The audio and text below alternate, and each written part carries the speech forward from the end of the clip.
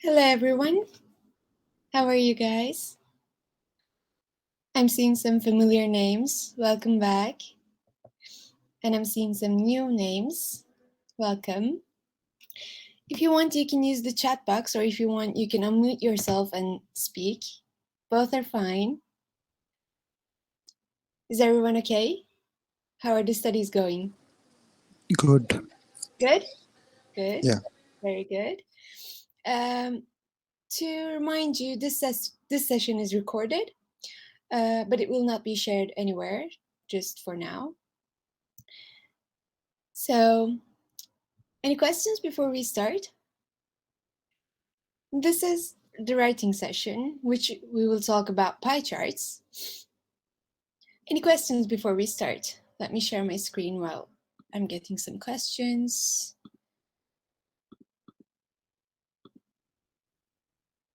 All right, I think you can all see my screen, right?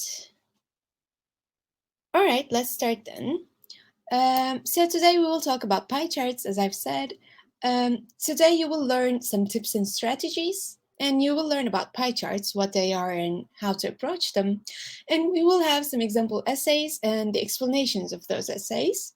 We will read 2 essays today, which is Band 8 or Band 5 and Band 5, and we will see why they get Band 8 or 5.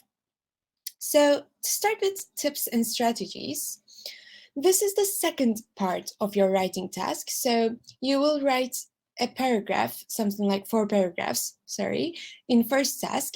And in the second task, you're required to write an essay. And in your answer, you need to write 4 paragraphs and at least 150 words. And what you need to do is to explain the chart only. So you should not give any additional information, for example, or you should not have an analysis in your answer because this is task 1, not task 2. And you need to plan your essay before writing it. But this means that you have an organization in mind, not that they should see an outline or something, for example. You should have an organization in your mind and you should write that down in your answer. So, as I've said, this is the task 1 of your writing. So, you need to find the main ideas of the charts to write them in your overview.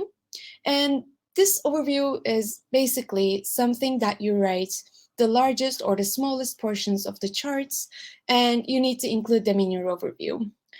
But while doing that, you should not try to include everything in your answer. What you need to do instead is to summarize the chart or charts. Sometimes you're given just one pie chart, but sometimes you may be given 2. And in that case, you need to somehow compare these 2 pie charts and give a summary of both of them instead of writing everything that is included in the charts. Any questions about the tips and strategies or about task 1 in writing overall? You can use the chat box or you can unmute yourself. Both are fine. No? How does I have one doubt. Sorry? I have one doubt. Like how does this work in computer-based exam? So in the computer-based exam, you can see how many words you write, but on the paper-based exam, you cannot. Basically, that's the all difference. Other than that, what you need to write is the same, both in the paper-based and in the computer-based exam. So which would be easy, computer-based or paper-based? If you're good at typing and typing fast on a keyboard, then I would suggest you take the computer-based one because you see how many words you write, right? But on the paper-based exam, you cannot see how many words you've written. So that comes up as a bit challenging because you should not write um, less than 150 words. But if you're bad at writing, typing, then I would suggest you take the paper-based exam. But the paper-based exam has its disadvantages as well. So, for example, the examiner should be able to read your handwriting. And if your handwriting is not that legible, then I would suggest again you take the computer-based exam.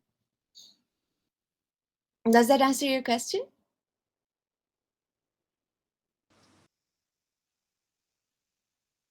So basically, it depends on the person. If you're good at typing on the keyboard, I think a computer-based exam is more advantageous because you can see the word count.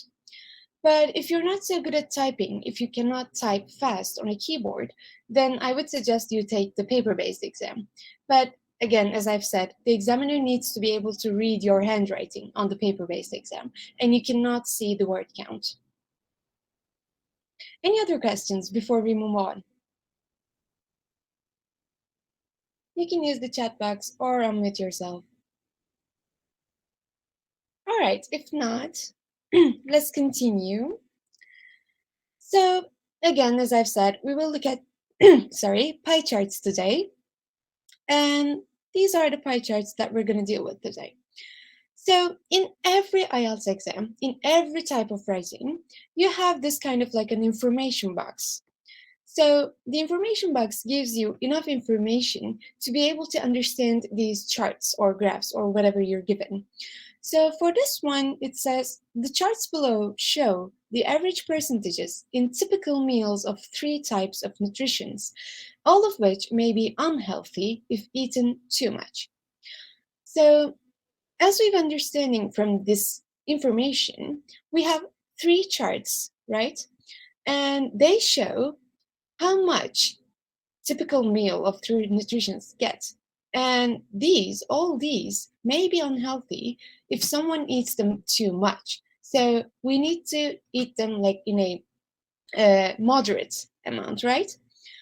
And we're asked to summarize the information by selecting and reporting the main features and make comparisons where relevant. And we need to write at least 150 words. So because it says 150 but does not give a maximum limit, sometimes the students write too much on this. So for example, they can write 300 words, which I would not suggest doing because in this part, I think you should give around 20 minutes to write this essay because the second part of the writing, the task 2 of the writing, is worth more than this one.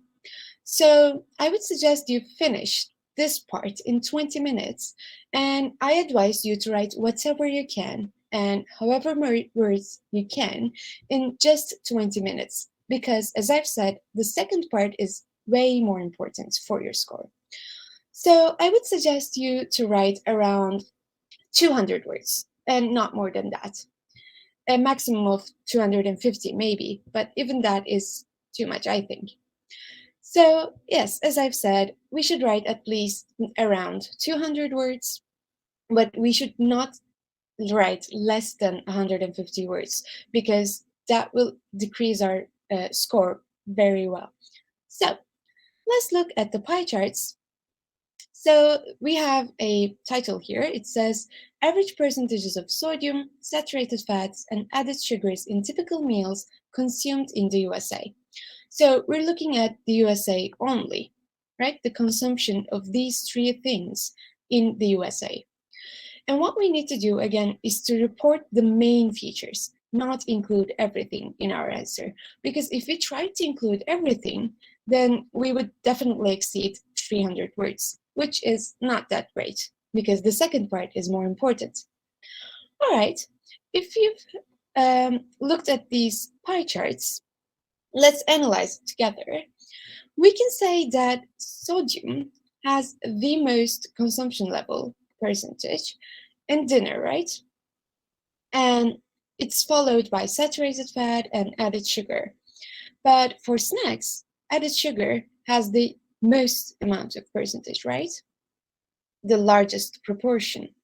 And then it's followed by saturated fat and then sodium.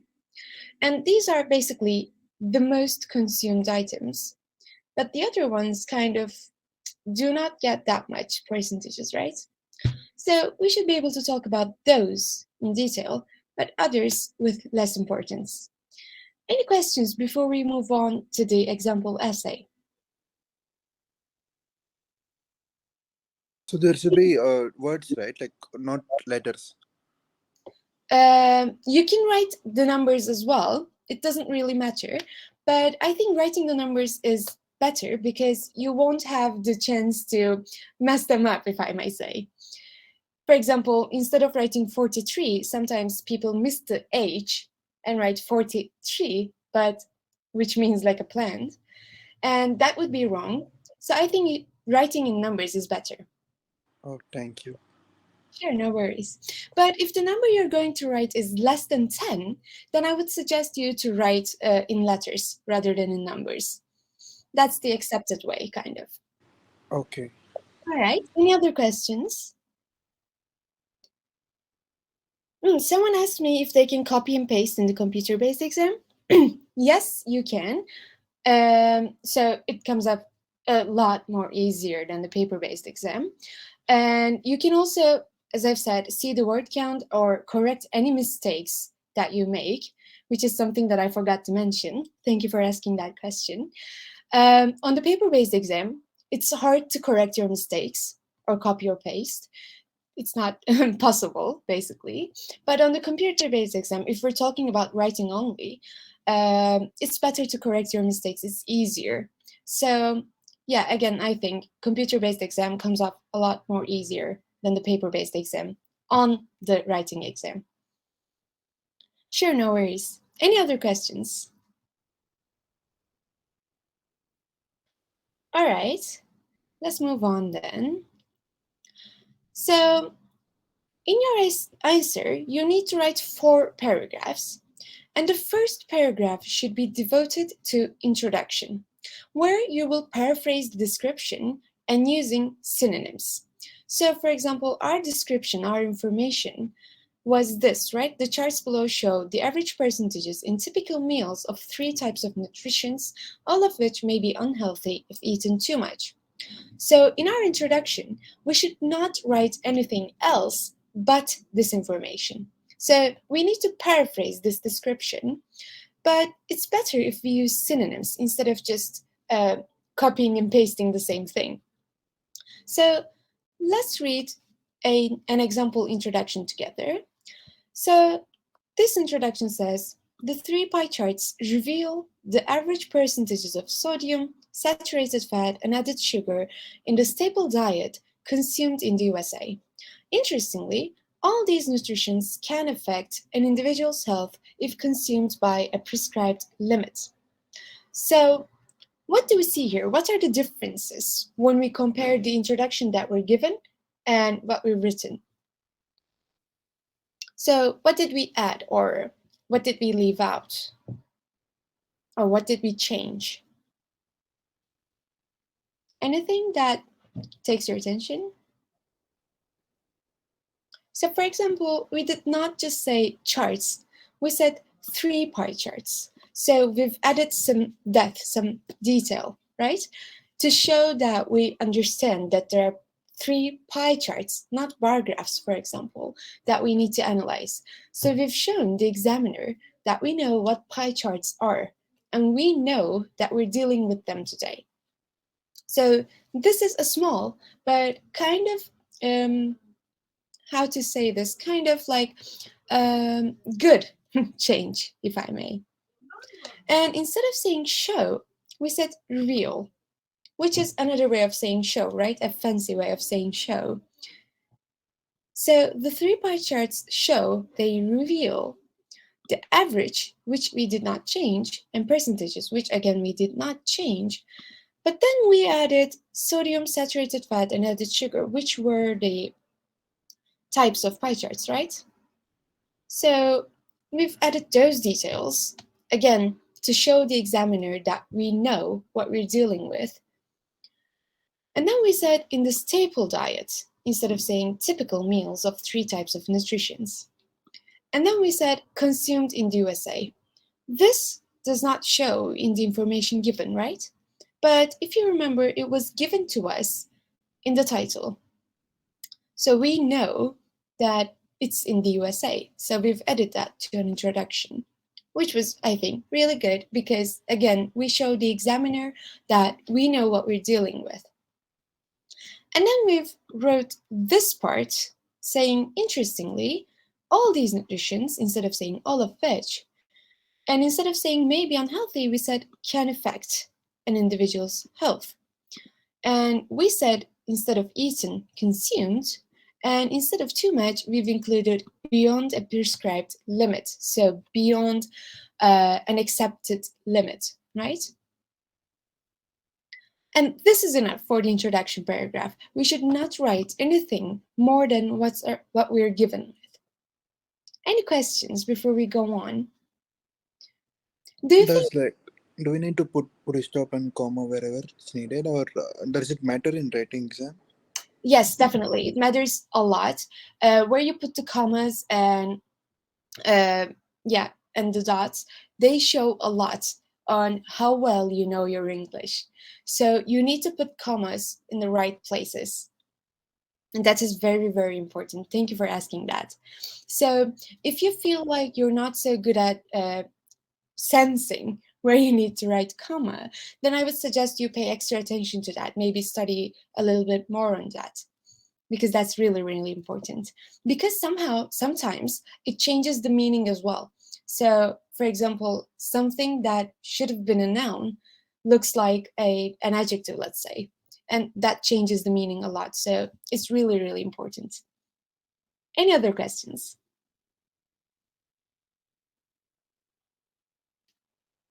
All right, do you think this is a good introduction? Which band score do you think this introduction will get? So we've said we're going to have two example essays, right? One of them is band 8 and one of them is band 5. Which one do you think this is?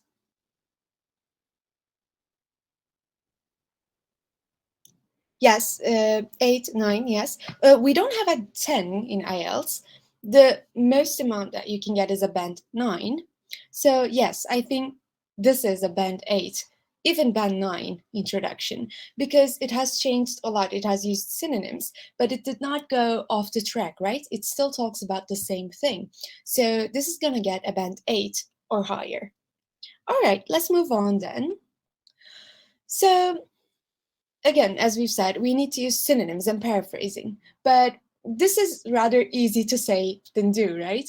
So let's talk about how we can vary our language, so how we can use synonyms.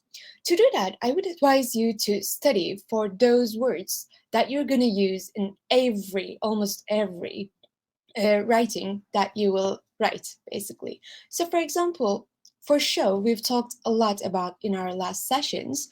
For show, we've encountered a lot of synonyms. And I would advise you to learn the synonyms that you can write instead of show. And one of them is reveal. And we will talk about them in a minute too. But I would suggest you to kind of practice what you write the most and what you repeat the most and then find out the synonyms of those words and try to incorporate them in your writing. The best way to vary your use of words is to actually use them. So, for starters, you need to detect which words you write the most, and then you need to write the synonyms of them somewhere, write them down. And then while you're writing your essay, I would try to write those instead of repeating the same words. And then when you practice, as you practice, those words will kind of come naturally. All right? So let's start with the eat verb, right? So instead of eat, we can say consume, or we can use consumption, which is the noun version of these, or we can say take in or intake. And instead of saying typical diet, we can say staple diet, right? All right. How about starting with according to? Do you mean the introduction? In any case, I would not suggest you to write according to because it does not really show that much.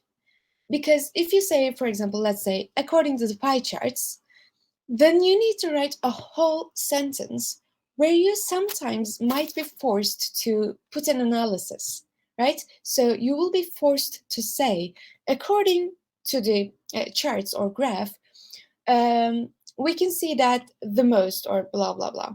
So you will be somehow forced to saying some analysis, some type of an analysis.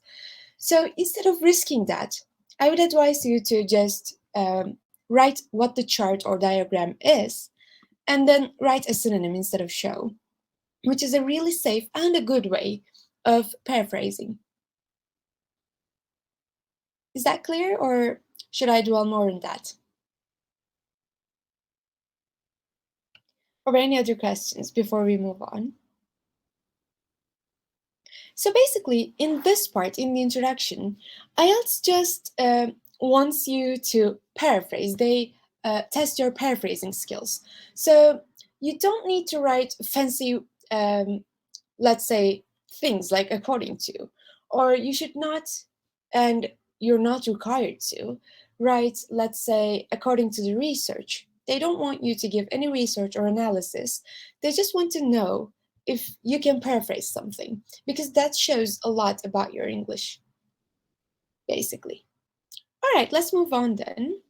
So again, we've talked about we should use different words for show, but what could we use instead of reveal? We chose reveal, but what could we use instead of those, show and reveal? You can use the chat box or you can unmute yourself and talk. Both are fine. Do you know what these words mean?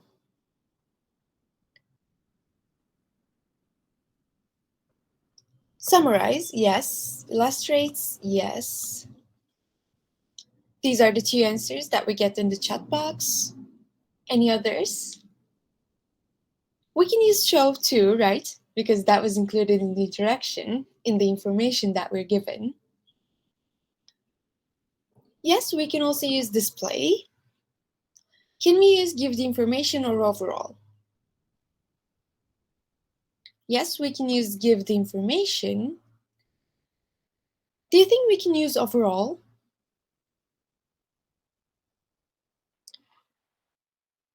We cannot, because overall, yeah, as Adele said, we cannot use overall, because that just means we're going to summarize something, and it's a noun. It's not a verb. So we cannot use overall instead of a verb, right? And also, two of these answers, two of these words, cannot be used in this sentence. Do you know which one they are and why we cannot use them? Yes, these all mean the same thing, but we cannot use two of them in this sentence. Do you know why? Let's show you the sentence too. Yes.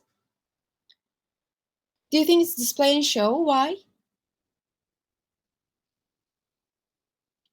Why cannot we use display and show?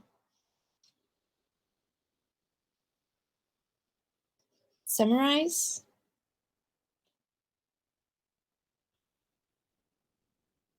I don't think anyone is like willing to talk, I guess. So let me answer the question. We cannot use illustrates and summarizes for this sentence because they're singular versions of those words, right? But we need a plural version because we say the 3 pie charts. So we have 3 pie charts. So we need to use the plural version, right? So we cannot say illustrates or summarizes. But we could say illustrate or summarize, right? So as you can see, in your essay, in your writing, you need to pay close attention to singular and plural versions of your verbs or nouns, because again, they show a lot about your English. So if you make a mistake like this, then your score, your band score, decreases a lot because this is kind of like a beginner mistake.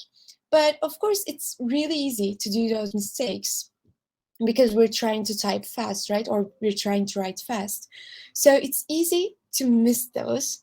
For example, I can still make those mistakes, and I'm a teacher for 9 years. And yeah, sometimes it's easy to miss those while we're speaking or writing while we're doing something fast, in a nutshell. So what we need to do is to kind of proofread our essay before we write it. And we need to look for these mistakes that are really easy, but we can miss again quite easily. So yes, in a nutshell, we need to check if we've mistaken any of the singular or plural versions of those verbs or nouns or anything that we write. Any questions about this? Did you know the singular or plural versions of those verbs? Is it something hard for you or easy for you? And don't worry if it's something hard, or don't worry if you couldn't find that while we're speaking. But from now on, you know that you need to check for those. Any questions about this? All right then, let's move on. Now we will look at the overview paragraph. And the overview paragraph is the most important part of your essay, of your task 1 essay at least, because in this part, you're going to summarize the basics, the main features of your charts or your chart. So basically, you need to write the main idea or the main comparisons in the graphs, in the charts, right? So, for example, for this one, what we can say is, on a closer inspection, the data suggests that breakfast contains the lowest proportion of all three nutrients, whereas lunch and dinner have a higher concentration of sodium and saturated fat. Snacks, as expected, has more of added sugar than any other meal. So, can you understand what these sentences say, these three sentences? Or are they a bit challenging for you? If any of them are even a little challenging, then I advise you to ask me either on the chat or unmuting yourself. Then we can talk about what they mean. All right. So, on a closer inspection means that while we're looking more in detail, we see that the data suggests, so we will look at the data, that breakfast contains the lowest proportion, so it's the least amount, right? In all three nutrients. So remember, while writing the overview, we need to give the main idea, the largest and the smallest proportions.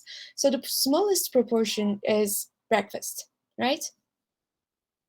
And it goes on to say that lunch and dinner have a higher concentration of sodium and saturated fat.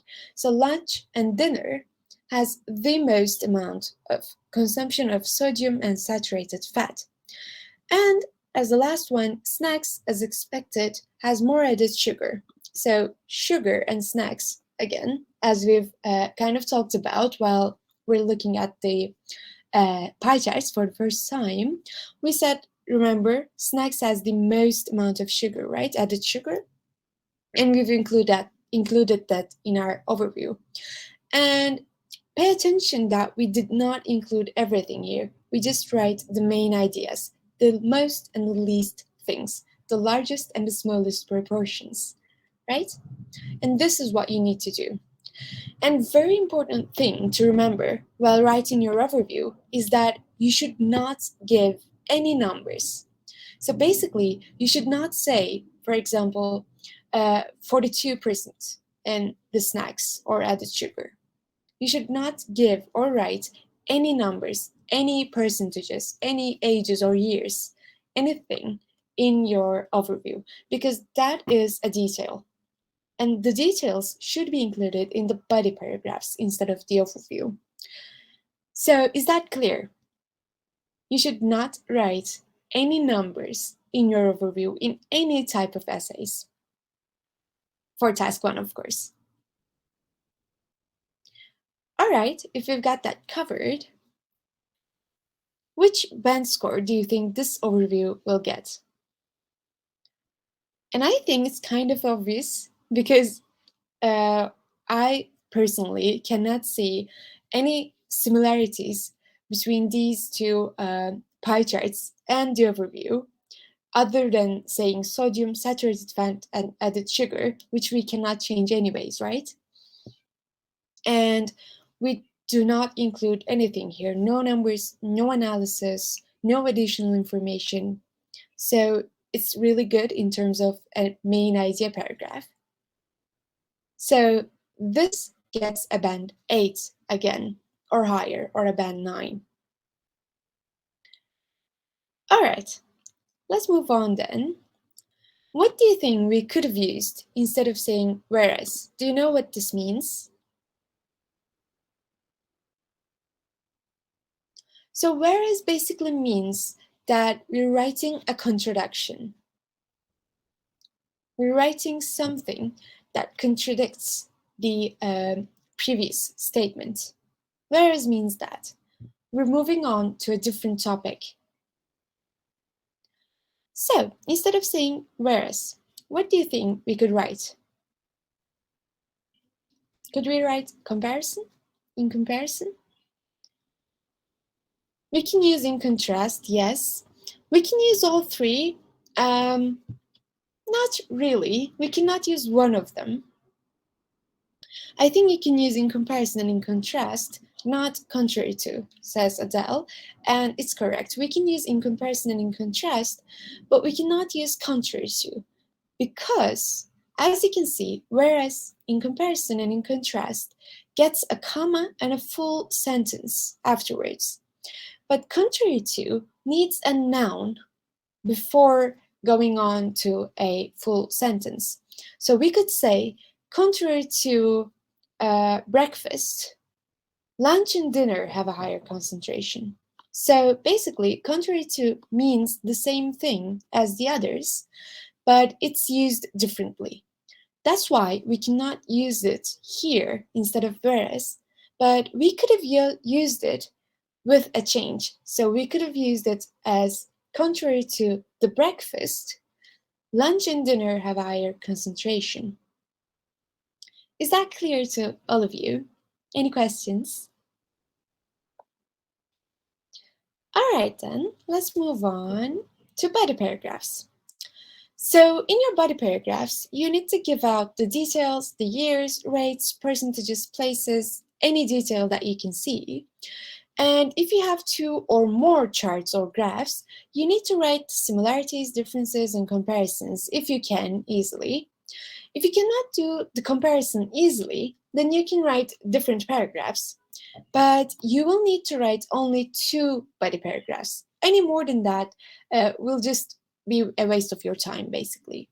So in this case, you will somehow need to make a comparison, right? Because if you try to write all about all these pie charts in different body paragraphs, then you will waste your time with 3 body paragraphs instead of 2. So for this one, we're kind of forced to make a comparison, right? Let's read the example body paragraph. So for this one, we've said, firstly, sodium constitutes 43% of dinner and decreases to 29 for lunch. Breakfast and snacks share the same amount of this nutrient, 14 each. Secondly, saturated fat makes up 37 of supper and 26% of the midday meal. And this is closely followed by snacks or treats, which contribute 21% of it. Surprisingly, breakfast is packed with merely 16% of fat. So, as you can see, we did not give any additional information here, right? We've just written the details, the numbers. Remember that we could not write numbers in our overview because this is where we need to write the numbers, include the percentages. So all we do here for body paragraphs is to write what we see, is to write the percentages, the names, how much they're consumed, or something like that, whatever you're given with. But while doing that, you need to be consistent first, and you need to have a good, clear organization on your mind. So for this one, so for the body paragraph 1, we've compared sodium and saturated fat in all 4 things: breakfast, lunch, dinner, and snacks. And while doing that, we've used correct linkers. We said firstly, secondly, surprisingly, which, and the same, and so forth. So we've used correct linkers while moving on to another topic, for example. So for example, in the first sentence, we talk about lunch, right? In the first 2 sentences, I'm sorry. But for the third one, we go to supper and midday meal, which is, what do you think? the midday meal, is lunch, right? And this is closely followed by snacks. So we move on to snacks and we say followed by. And we've lived out breakfast for the last. We said breakfast is packed with nearly 16% of fat. Any questions about this body paragraph? So one thing that should grasp your attention is that we write every percentage with somehow a different grammatical rule. So for example, for the first one, we say constitutes, right? A synonym, a rare synonym. And then we say decreases. And then we say the same amount. Then we say makes up of, right? So these are all different ways of saying constitutes.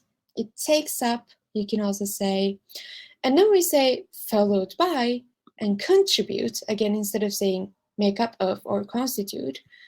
And then we say packed, right? So we use different vocabulary, which is really, really good. It helps your score because they need to know, the examiner needs to see that you know a variety of words that mean the same thing. This is because they want to know if you've just learned one word or two words and took the exam.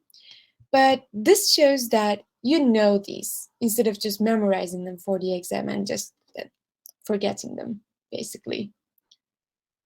Any questions about the body paragraph? So, in a nutshell, you need to give the details. You need to have a clear organization, so it needs to make sense to the examiner. You need to use synonyms and different grammatical rules if you can. Another example, we've used comma and which here, which is an example of relative clause. And it's a really easy one to use because it basically means this, right? Or these. So it's really easy to use. Instead of saying this, you can say which, comma, and which. So for example, we could have used it here as well, but since we use it here, we don't need to use it here as well. We can show the examiner that we know this too, instead of saying comma and which all over again. All right, any questions? If not, let's move on to the second body paragraph, which says, finally, sugar has the highest concentration in snacks, reaching to 42%. The evening meal, which one do you think it is? The evening meal? It's dinner, right? The evening meal adds another 23%, followed by lunch and breakfast at 19% and 16% respectively. This is a very useful word to use in your essay, especially in your task 1, because it means I'm saying these in order, in the same order that I've mentioned before. So for example, for this one, we use lunch first and then breakfast second. So when we write respectively, we mean that lunch gets 19% and breakfast gets 16%, which is true, right? So lunch here is 19% and breakfast is 16%. So respectively comes off really handy. And I would advise you to include them in your essay as well. So it means in the same order that I have mentioned. All right, why do you think this body paragraph is good? For starters, it starts with finally, indicating that we're in our final paragraph, final body paragraph, and we write the highest concentration and including our numbers, our percentages, right? And while doing that, we've used a relative clause again, but a reducted one. So a reducted relative clause is again really good because it shows the examiner that you know how to use this. And we've also used one here, which is a passive reducted relative clause. So instead of saying which is followed by, we said just followed by, which is the correct version of reducing a relative clause. And it's again really good to show the examiner that we can do this. So it increases our score at the end. And we've also showed the examiner that we can write evening meal instead of saying dinner. So we know what dinner is, according to the examiner, right? Because the examiner knows, obviously, that evening meal is dinner. And by writing evening meal, we show the examiner that we know this too, right? And again, if you've noticed, we did not use any of the words that we've used in the first body paragraph. So we did not say constitute, make up, contribute, packed with, or followed by. Sorry, we used followed by, but we did not use constitute or make up or anything else. We've found different ways of writing those details, those percentages, right? Which is again really good because it's a good paraphrased version, right?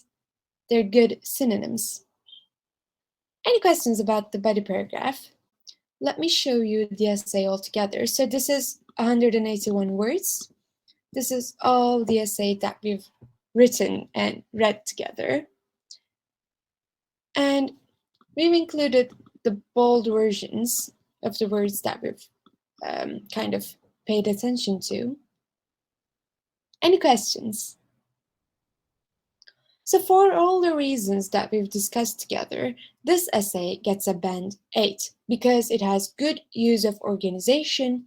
It talks about the main ideas of the pie charts, and it has a really good overview, which is the most important part, right? It does not include any analysis or additional information, and it just talks about what is seen and observed on the pie charts. And while doing that, this essay includes a lot of synonyms and different grammatical rules, correct linkers, and is 181 words, which is a really accepted good way to write this essay. Any questions? All right, let's move on to the Band 5 essay then. Sorry, 6.5. So we have the same pie charts. We're going to compare them. So this essay is 162 words. So it's not that bad, right? It's more than 150. So it's the required amount. Let's read the introduction. It says, the diagrams illustrate the average proportions of 3 types of nutrients in typical meals, which can be unhealthy if consumed too much. So one thing that grasped my attention is that it did not change this part that much. But it still changed the word eaten to consumed, which is good, right? And it moves on to saying the 3 types include sodium, saturated fats, and added sugar. So it gives the details, which is again accepted. And then it moves on to saying the data is taken from the United States of America, which is again fine. You can also just write USA. It is not better than the other one. So one is not better than the other one. You can use both of them. They're both fine.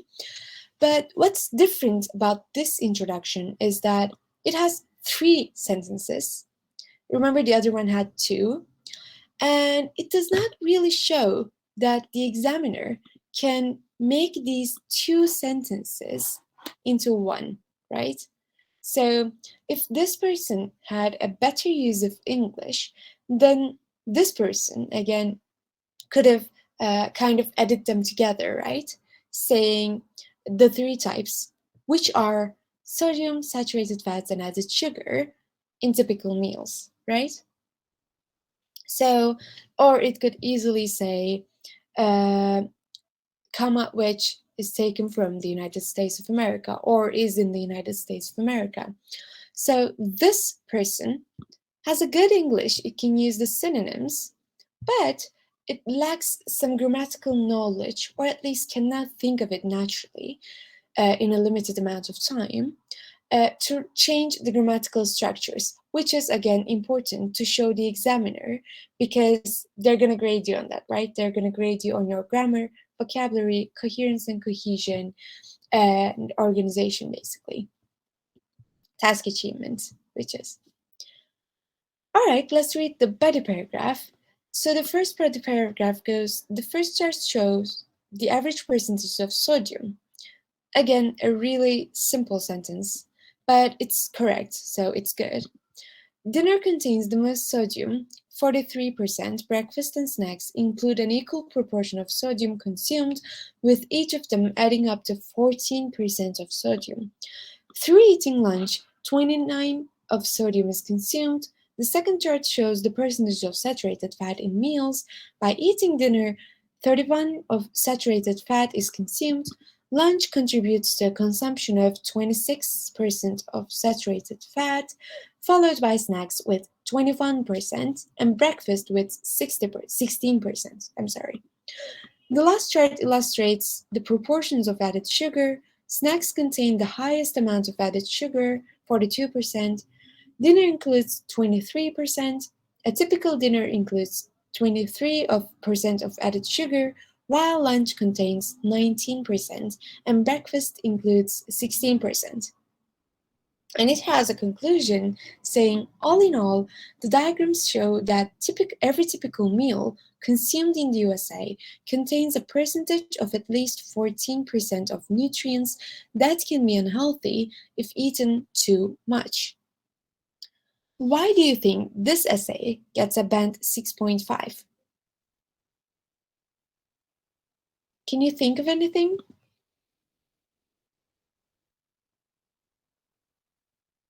So, for starters, it only has 3 paragraphs, right? Not 4 paragraphs.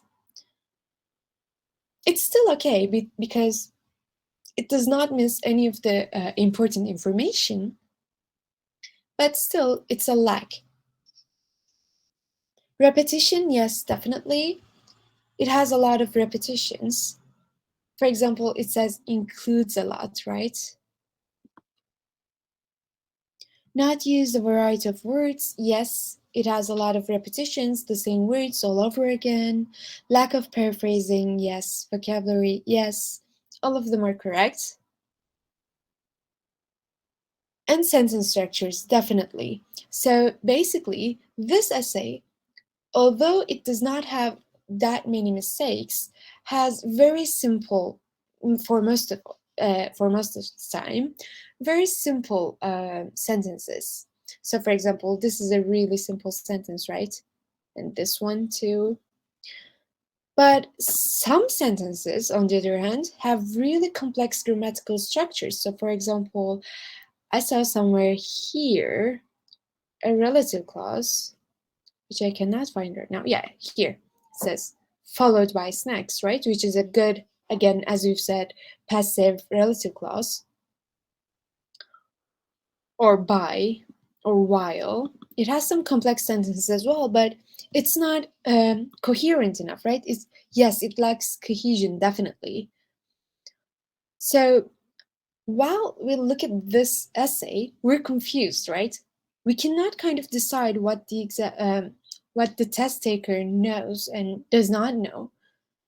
Some sentences are really, again, simple, but some are really complex. So that leaves the examiner with thoughts like, does these complex sentences come of their memory? Like, did the test taker memorize these before taking the exam and just use them in their essay? Or do they really know this, right? So it does not really prove the examiner that this person knows how to use them. This person could have just memorized them to include in the essay. So it's not coherent enough. It doesn't prove the examiner that knowledge. All right, let's move on to the score, the explanation. So, for starters, the candidate has accurately reported the data for each chart and has presented a summary of the information, right? This is good. It has all the details and has kind of like a main idea paragraph, kind of. But could achieve a higher score by making comparisons across the charts. Breakfast contains the lowest amounts of sodium, saturated fats, and blah blah. So it does not say the lowest, the highest, the smallest, the largest, right? So it lacks the main idea part to some extent. Then we say the information is logically organized and there's a clear progression throughout the script. So it's organized, right? It's good. But the main points are clearly signaled, the first, the second, all in all, so we know which paragraph, which detail we're going to read about. And there are examples of other cohesive devices, each of them. The range of vocabulary is varied. Data contains an equal proportion. Consumed consumption illustrates. Minor errors do not cause misunderstanding, adding up to 14% of sodium. There is a mix of simple and complex sentence structures, which we've talked about, using active, passive, and modal verb forms, and there is also subordination through the use of participles, through eating through eating lunch and by eating dinner, and followed by, and more variety in grammatical structures would perhaps achieve a higher score. So, as a conclusion, in a nutshell, briefly, you've kind of realized all the mistakes and good parts of this essay, right? So we've talked about vocabulary, grammatical structures, so lack of paraphrasing. Yes, it has some synonyms, some paraphrasing to some extent, but again, more of those would be better. And this is also relevant for the grammatical structures. And yes, so it has some mistakes, right? So for example, it does not have the end of this, right? But again, it shows that we can use it correctly here. So it leaves a band 6.5 for the candidate because it has some good sides, but there are also some sides that we think are not so enough, let's say. Any questions about this essay? I think it's really good to learn these lower scores as well, these lower bands, because we know that even if we write some mistakes, even if we do some mistakes, as we do here, then we can still get a 6.5 because they don't affect the meaning too much, right? Even if we make some mistakes, we all make mistakes. Or we cannot change every single word. It's really not possible in the exam because even though you know all of them, you might be stressed and then you might not remember the synonym of those words that you know very well, right? So, for example, instead of writing show, you may not think of illustrate or display, even if you know them very well, due to stress, right? So even if you do those kinds of things, you can still get a 6.5 score. I think it's really good to learn these so that we don't panic when we cannot think of a word. Can you scroll up so I can take screenshot? Sure. For this one? Or you want all of them because I cannot include them in here. But maybe we can do like this, like parts. So here.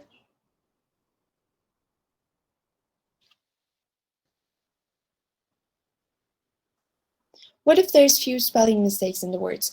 If it's only a few, then you will be fine. But if it's a lot, so for example, if you misspell diagram all over again, so if you write it with missing an A, for example, all the time, then the examiner knows that you don't know how to spell diagram, which might be a problem.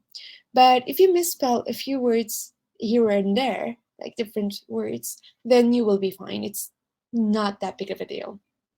But again, it's a kind of like this. So the examiner looks at your paper, looks at the things that you do well, and looks at the things that you don't do so well. And if the things that you don't do so well repeat, then they know that you cannot do that thing. So you cannot correctly spell words, let's say. But only a few mistakes just slip right there. If the examiner can still understand what you're trying to say, and if there are limited number of misspelled words, you will be fine. Any other questions? Can you please share some sentence structures which aids in scoring better band scores? So basically, everything that we've talked about in the previous essay, so this one, are things, are structures that will help you get a higher score. So, for example, writing these while talking about percentages, or writing this, for example, followed by a reducted relative clause, or writing this, comma, and which, instead of saying this all the time. But I would suggest you to practice writing those instead of just memorizing them, because as I've said in the 6.5 essay, if you memorize a few grammar structures or vocabulary, then you might not be able to live up to those really good grammatical structures, right? So, for example, if you write an essay like this with really simple words and sentences, but then really complex ones as well, then the examiner, as I've said, will notice that something is not right here. So they will have a hard time um, kind of giving you a score, because they don't know if you have knowledge up to this one, or if you've just memorized this, or if your English knowledge, English level is this, right? So I would suggest you not to memorize any of the grammatical structures to use, but I would suggest you to kind of take example of these, saying comma which or followed by, for example, or makes up of. And I would suggest you to try to incorporate them in your essay and actually learn how to use them, because then you won't make the mistake of writing them in a wrong place, right? But as I've said, these are some really good grammatical structures in the Band 8 essay, so this one. Another question, does average handwriting affect score? No, not really. As long as the examiner can read your handwriting, you're fine. They don't expect you to have this really calligraphic, really good handwriting. They just need to be able to read what you've written to be able to score you. That's it. But it's better if you write really legibly. It's better if the examiner does not pay extra attention to reading your essay, because they're reading a lot of essays a day, right? There are a lot of people that take the IELTS exam, so they're reading a lot of papers. So it's better if you make their job easy. Any other questions?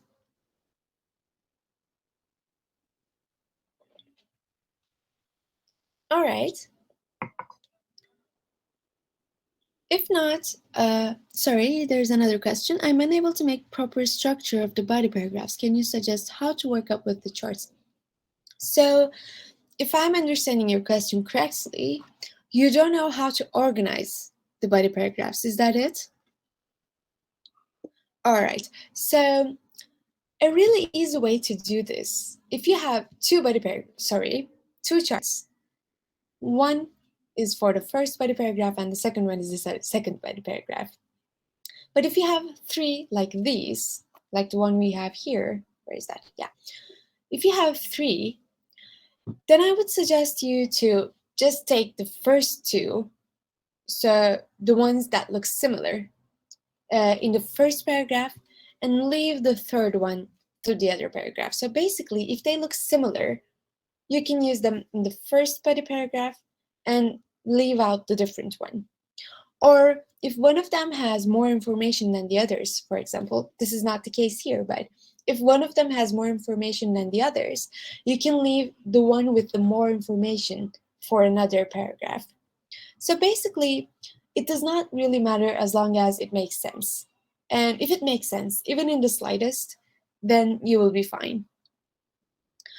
For example, let's say if you have just two things that you're comparing, you can just write one of them in the first and second one in the second one. If you have three, an uneven amount, then you might, again, as I've said, look at the similar ones, include them in your first paragraph, and the different one in the third paragraph.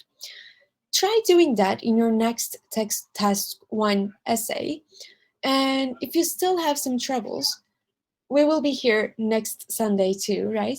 And you can write a more detailed question maybe. So for example, You can say that in this type of a pie chart, I couldn't organize it in a good way. Or you can also ask, is it a good way to organize these?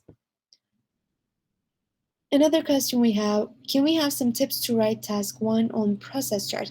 Not for this class, because this class is about pie charts, but we have writing classes every Sunday.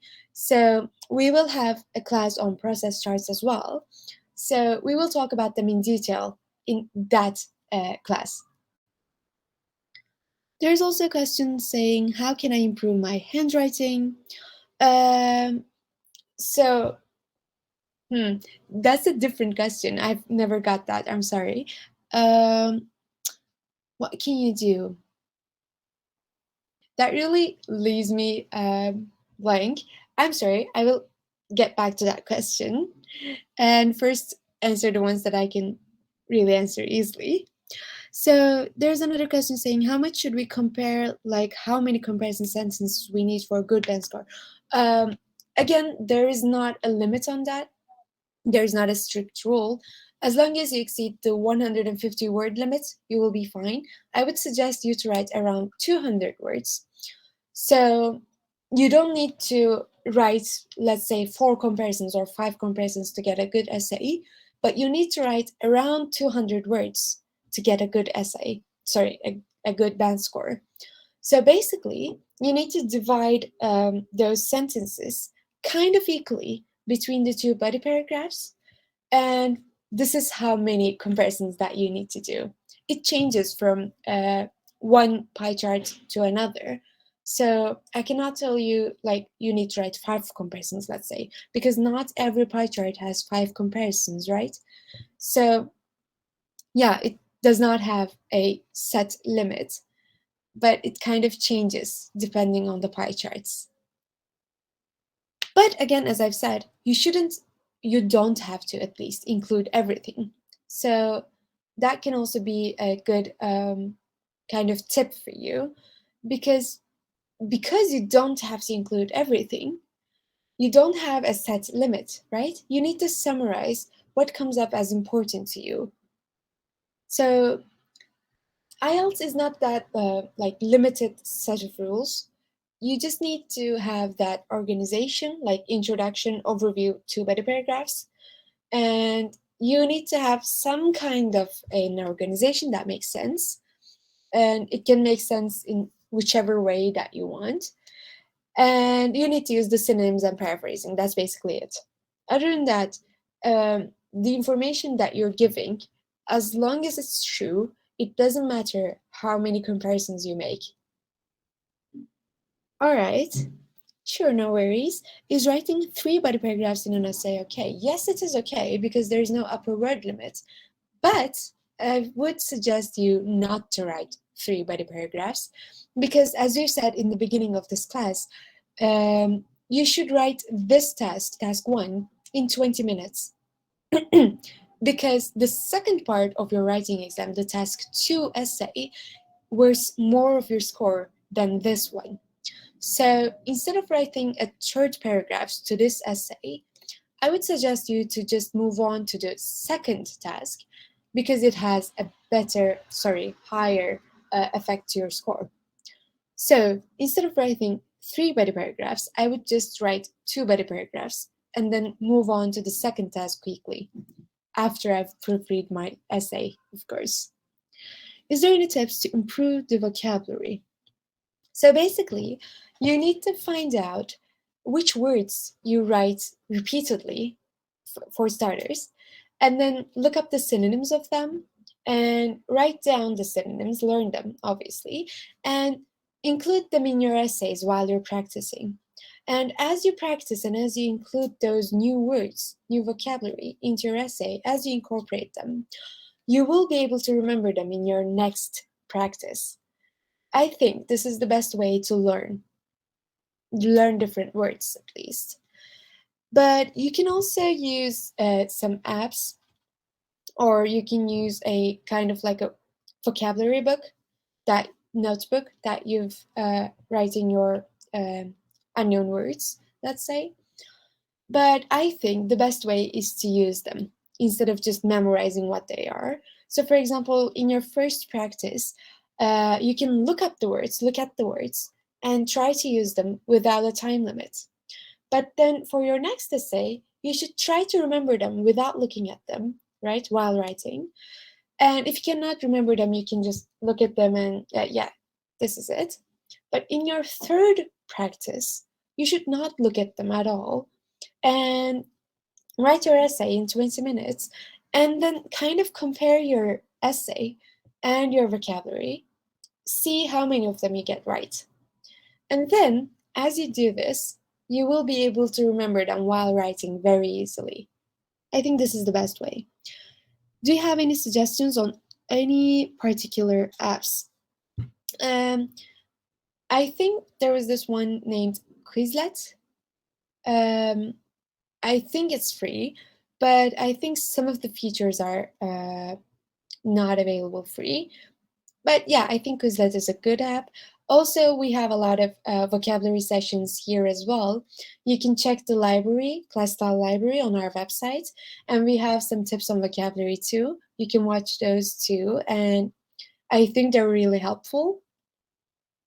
And when you see a new word that is a new word to you, I would advise you to take note of that and then again try to incorporate them in your writing or in your speaking. Basically, just try to use them in your daily life or in practices. It's the best way. What if we self correct grammatical mistakes and typos? Will it affect the score? You definitely need to self correct because you need to proofread your essay before submitting it, because even the smallest mistake can cause you some very significant points. So you need to proofread your essay before submitting it. Of course, this should happen in 60 minutes too. And you need to correct them. But if you're taking the paper-based exam, you need to be very careful correcting yourself because your handwriting, your essay should still be legible after you've corrected those mistakes. So I would suggest you to leave out some parts for you to be able to easily correct your writing. And there's also another question. How much time should I spend on organizing my ideas before writing the task? I think 1 or 2 minutes is enough. In your organizing, you should think about how to organize the body paragraphs, what the main features are, the key parts, and some synonyms that you can use. So basically, this should take around 1 to 2 minutes. It's enough because you need to leave 1 to 2 minutes to proofreading as well. So that leaves you around 15 minutes to write your essay. And while writing on paper, but I'm missing the last part of that. Oh yeah, so this is, all right. This is the last part of your question. All right. There's also, oh, sorry, I think, can you please repeat the app's name? Quizlet, yes, I think it's Quizlet. But again, as I've said, you can use the Clasital library as well, where we have some tips on vocabulary and different vocabulary that you might use in different types of essays. We also have task 1, task 2 essays in detail, like pie charts. Someone asked about process charts, I guess, and anything, advantage, disadvantage, argumentative essay. We have all of them in our library, and we're talking about them in detail, and we're also talking about some useful vocabulary specific to that task or that chart. So I would suggest you to watch those as well because they really help with your vocabulary and your understanding of the task achievement. Yeah, you can use them as well. All right, I have to go back to the question to how to improve your handwriting. I've been thinking about that on the back of my mind. What you can do, I think, is to practice writing, right? Practice writing legibly. Take your time and try to make someone else read aloud your essay for you. And then, if they can read aloud a really good way, then that means that your handwriting is legible, right? And if you don't trust that person because let's say they know you or they know your handwriting. You can make someone else, like a teacher or like someone you don't know that much, or someone that does not know your handwriting, read your essay again aloud, and or they can just like mark the sentences or words that they cannot read, so you can work on how to write those sentences or words specifically. I think that would be a good practice to help you with your handwriting.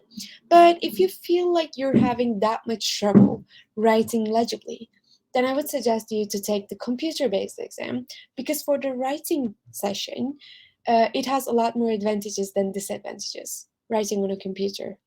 So I think if you feel like you're having that much problem, you could take the computer-based exam. It could suit you better.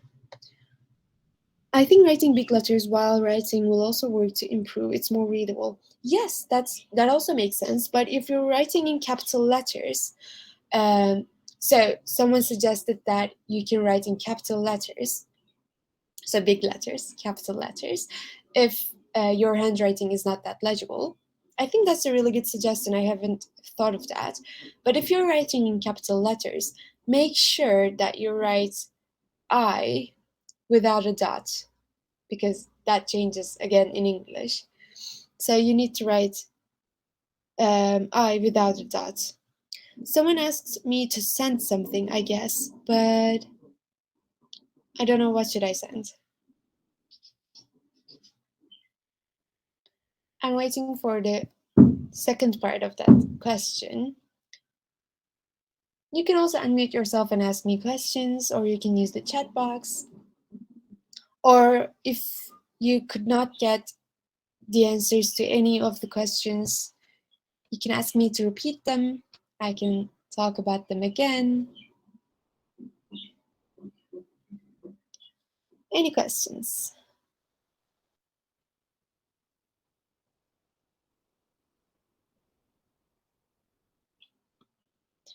Can I scroll to page 1? Let's go. Yes, I can. So I think we want to get this one. Tips and strategies.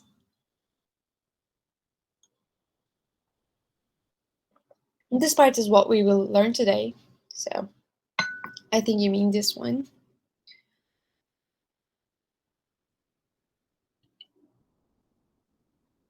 This 4 paragraphs, is it only for pie chart? No, this is for all the all the essay types in task 1. So in all the essay types in task 1, you need to write 4 paragraphs, at least 150 words, explain the chart or diagram or whatever you're given only, no additional information, no analysis. You need to have an organization, have an overview paragraph talking about only the main ideas, the largest, the smaller parts, and you should not include everything in your answer. You need to summarize. This is relevant for all the essay types in task 1. This 4 paragraphs is only for pie chart. Yeah. I can't find any vocabulary videos. Can you assist? I think there was a link to the library on the chat. Let me find that really quickly.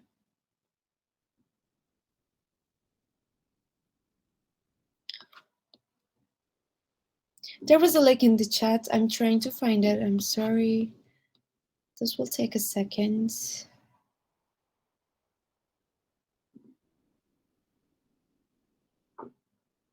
Yes, I found it. Yes, someone copy pasted the link to the library to the chat box. You can find it there.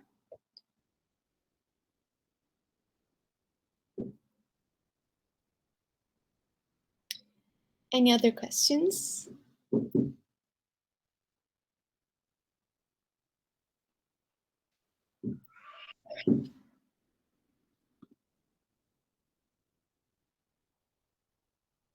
All right then, if there are no questions, I will see you next week on the speaking session on Saturday and on the writing session on Sunday. And there are also other classes during the week, like reading, listening, introduction to IELTS. You can find all the classes that will take place on the timetable on the Clasital website. You can check the classes on there. You can check our library for extra resources. All right. I hope to see you next week. Thank you for coming today. Hope you've learned a lot. You too. Have a great day. Thank you. See you all.